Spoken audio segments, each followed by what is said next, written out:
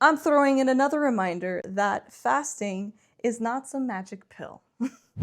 I started learning about how our body actually switches from burning sugar and burning fat. I did actually test one thing this week that did shock me a little bit. I decided to wait just a few more hours to eat in the morning to see how it changes my ability to focus and have mental clarity during work hours. I ended up getting way more focused than I normally do, and even just getting tasks done more efficiently. And, it made me realize that this is something I've never tried before. So in this video, I'm going to be going over what I learned in chapter 2 of the book Fast Like a Girl by Dr. Mindy Peltz, specifically how your body creates energy, what ketones are, which by the way are super cool, and why something like fasting can support your mental clarity and repair for your body. But also, before we get any further into this, I do want to say I myself am currently experimenting with this, and I would like to say that this is not the answer for everyone. I personally just think understanding how our body works from a science perspective is super helpful. And if you haven't seen my first video yet on chapter 1, that would probably be a good place to start as I go over why I'm deciding to read this book in the first place and why it intrigues me so much. Historically, humans used to go through periods of famine and feasting. Basically, famine is like periods of hunger and then periods of eating. Way back with our ancestors, they used to have to obviously hunt for their food, eat everything, and wait until the next time that they can hunt and eat. And it is scientifically proven that there is evidence of this genotype called the thrifter's gene, which essentially allowed our body and supported our systems to be able to go through that systemic cycle, and that our body has adapted to that lifestyle of eating. But coming back to modern day, of our standard diet being Monday lunch, dinner, eating all day, snacks in between, we're not really ever given our body that chance to transition into phases of fat burning versus sugar burning. And what I'm coming to realize is when your body is in the fat burning mode, not only is it for that weight loss, but it is the time where your body is able to repair. And thinking about how they always tell you, during sleep is when your body recovers, your muscles recover. That is also because at night we're not eating. And I believe that's when your body is trying to do all the repair for your digestive tract, your nervous system, your brain, dumping out all the things that happen in the day. And it is kind of like a reset button. So this is the part that really clicked for me. Your body has two main ways to create energy. The first is your sugar burning, which is what happens every single time that you eat. And your body uses glucose, the sugar, to have quick, readily energy. Probably the system that my body is always in, to be honest. And the second system is your fat burning system, which only kicks in when you stop eating after a period of around 8 hours. So I think the most important thing to take into consideration when it comes to fasting itself has this huge label slapped on it. It is a dieting approach. And again, I like to be very careful when it comes to sharing or showcasing different kinds of dieting styles, because one extreme is not better than the other extreme. And again, coming back to, that magic pill or finding that perfect solution for yourself and in regulating your hormones or losing weight, you aren't going to just achieve that by stopping your body from eating entirely. So I really hope that anyone who's listening out there does not take that as a green light to now starve themselves entirely. That would actually do more harm than good. I hope we all know that. I do think there's always a benefit in knowing more, and because information and knowledge is free, I think what you can take from this video and apply it in your own life, whether that's 8% of it, a little piece, or the whole thing, is what's going to be valuable for you. So as you're watching this video, just consider your personal life without comparing yourself to your friends and what your neighbor might be doing. You really want to take in your own body because your body is unique to you.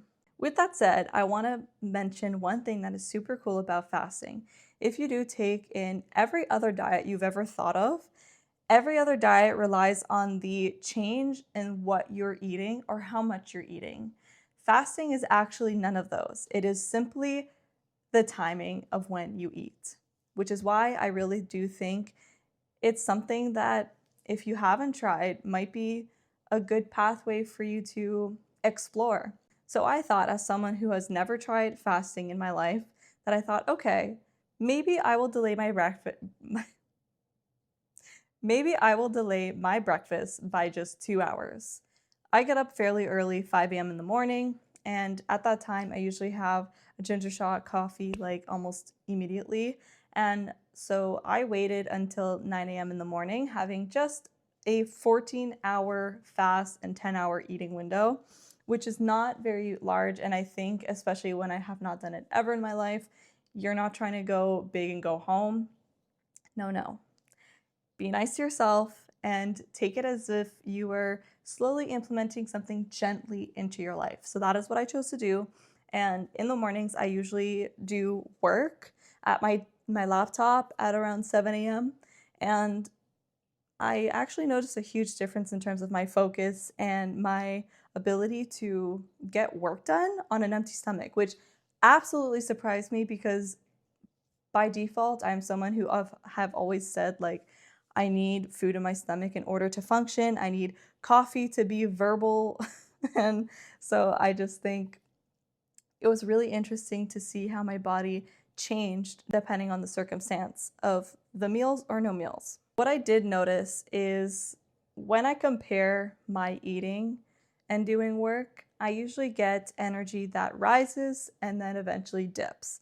Something that I have a huge challenge with in the morning is feeling energized for about 30 minutes until I am now fighting to keep my eyelids open and continue pursuing my work when it's like early in the morning. And the huge difference with not eating right away was that there was no energy crash. I just had this consistent flow that was not drastic, but it was noticeable. So I sat down on my computer, I got a lot of work done, and then I had breakfast, and it was great. So this is where ketones comes in. When your body switches to your fat-burning energy system, your body starts to produce a lot more ketones. And those are basically an alternative energy source. They're known for giving more stable and consistent energy and mental focus, which obviously makes sense based on what I experienced last week. And there's also a lot more happening on a deeper level when you are in that state. Things like your cells go into repair mode, which is called autophagy. Guys, I don't know if that's how you pronounce it. Autophagy just sounds wrong. Pronounce autophagy. Autophagy. Autophagy.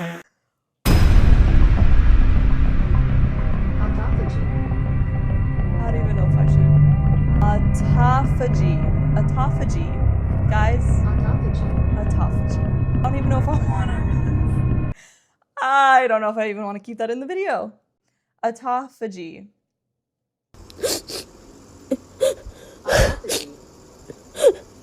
It's basically a self-eating process that your cell goes through. And this is cell repair. It is autophagy.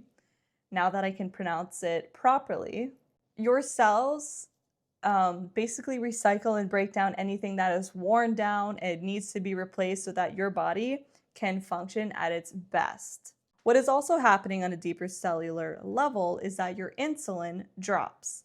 Obviously, when there is no glucose and high blood sugar, there is no need for that extra insulin. So your insulin starts to go below.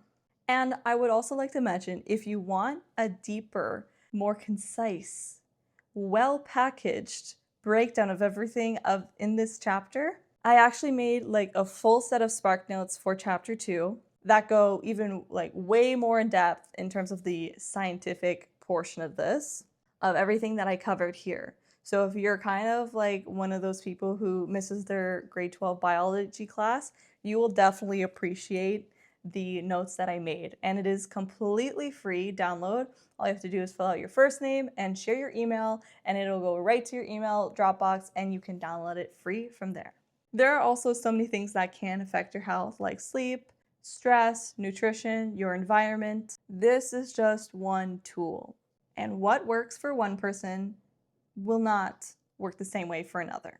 Something else that I did find interesting while reading was how this connects to things like dopamine. We're so used to getting constant small hits of dopamine from having that tasty snack or getting a like, follow notification, the sound of a message popping up on your phone. I never really thought about how often that might be affecting my energy level, also my focus. I think for me, the biggest takeaway from this chapter was not that I should start fasting and starve myself. It was just understanding my body so much better and realizing that I can start experimenting with small things and see how I feel. And if you enjoyed this breakdown, feel free to subscribe, because next week I'll be releasing the second half of chapter 2, where things get a lot more practical. I actually had intentions to upload the entire chapter 2, but because I went so in depth on my SparkNotes and understanding how hormones have an impact on our energy levels and our mood and acne, etc., I unfortunately did not get a time to complete all of this. So I will be resuming my read and releasing on how we can actually apply the fasting and different cycles to your specific unique life. So stay tuned, like this video if you really enjoyed my content. Until then, I'm gonna keep playing around and seeing what works best for me. I'll see you in my next one.